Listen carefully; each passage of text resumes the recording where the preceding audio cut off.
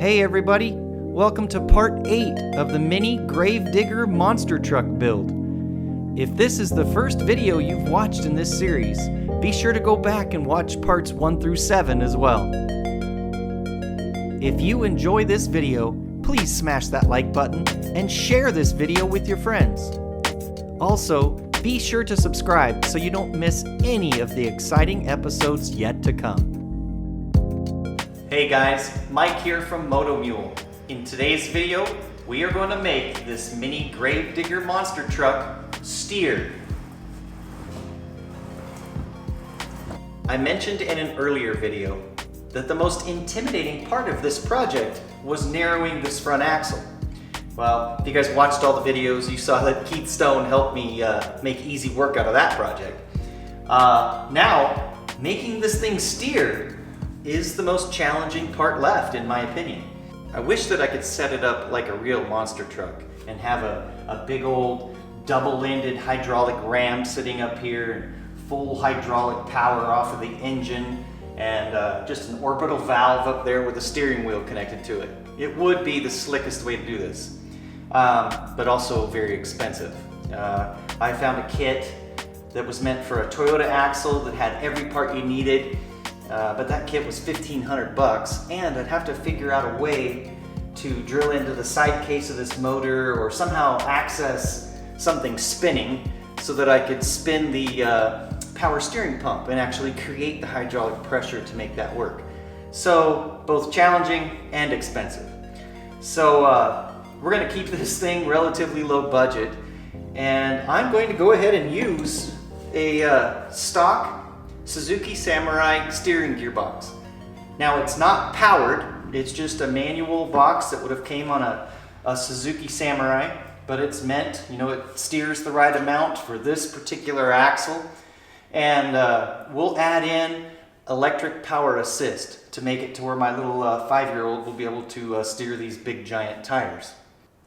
Even using this box, we're going to have a few challenges. It's meant to mount to a frame that sticks out beyond the axle, and we obviously don't have that situation. The other thing is that this was normally mounted with leaf springs, so the axle moved pretty well straight up and down. I've got it set up with a linkage suspension that this particular geometry, I have no idea how it's gonna move from side to side when it travels, so it could introduce a considerable amount of bump steer throughout the suspension travel. To combat those challenges, I'm going to go ahead and make a tubular bumper that is actually attached to the axle. I'll have it come out and kind of bend up and then hide the steering box behind that. It'll keep the relationship of the steering box to the axle perfect, way better than ever being mounted to a frame. And there'll be zero suspension-induced bump steer. But the challenge then is that this has to move up and down with the axle, and the steering wheel is mounted to something solid. So between this steering box and the steering wheel, we're going to have to make more of a drive line than a typical shaft. And what I mean by that is that the shaft between this and the steering wheel is going to have to be able to change lengths to compensate for this moving up and down with the axle.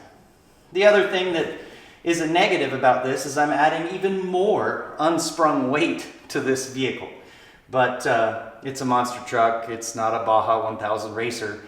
The expectations of its suspension are much lower than a vehicle like that. So anyway, that's the plan.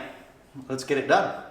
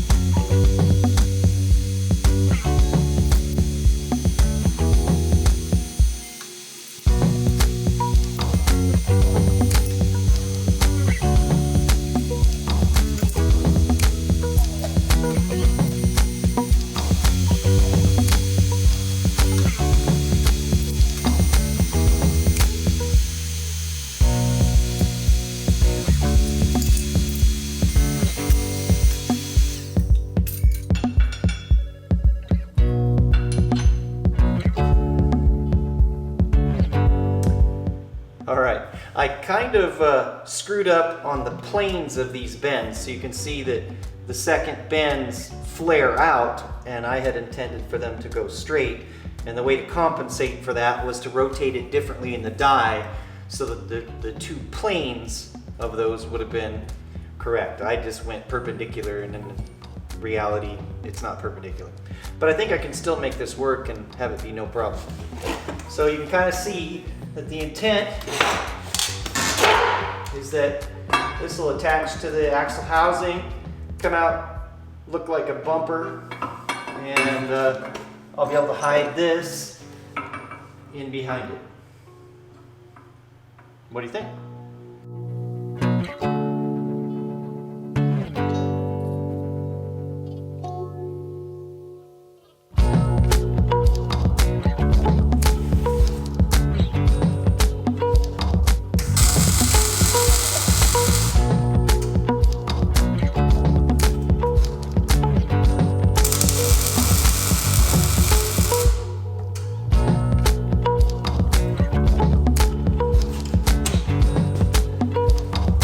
Well, I'm not sure if I got lucky or it's not gonna be good.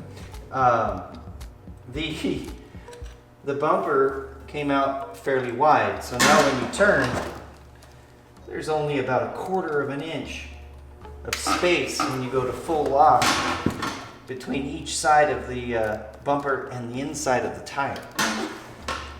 I'm kind of thinking I'm going to regret that if I don't fix it. I think I'm going to pull this off of here and put a little more bend into this section here and shrink it in a little bit. That's just a little too close. I put a little more bend in this center bend to squeeze the whole assembly closer together, and I'm thinking that'll give us a little more room with the tires. So let's tack it on there and find out.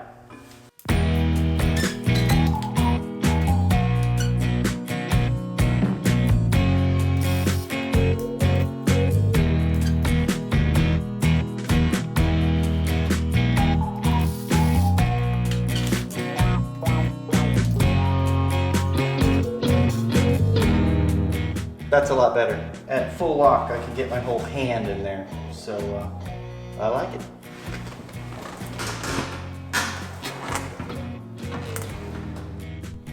All right, I got that bumper kind of all mocked up and tacked in place. Even got some tubes up on top to kind of brace it up. Now, I just got to figure out how I'm going to mount this steering box to it.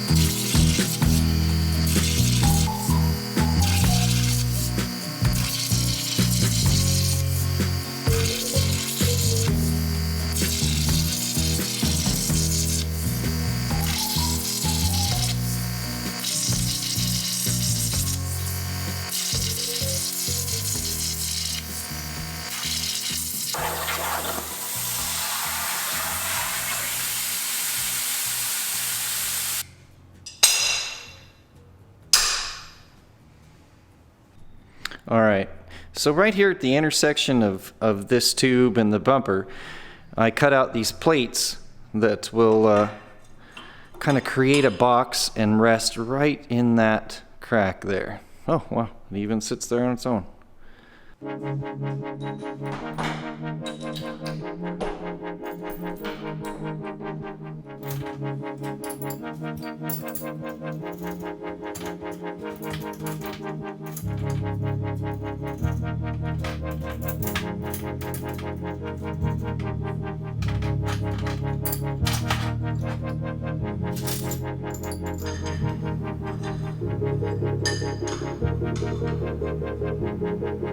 So the idea here is I'll create a little box out of these flat plates, and then I can weld that to the tubing bumper that I made.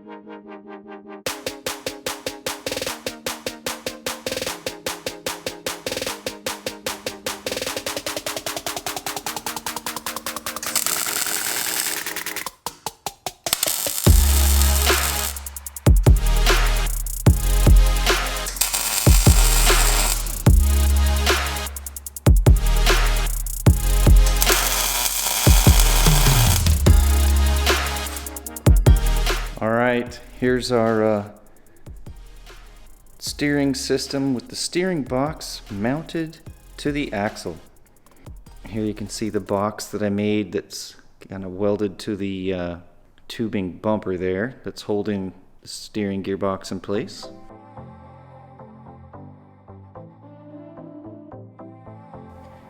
Granted, it's a little bit unconventional, but we have got the beginnings of a steering system.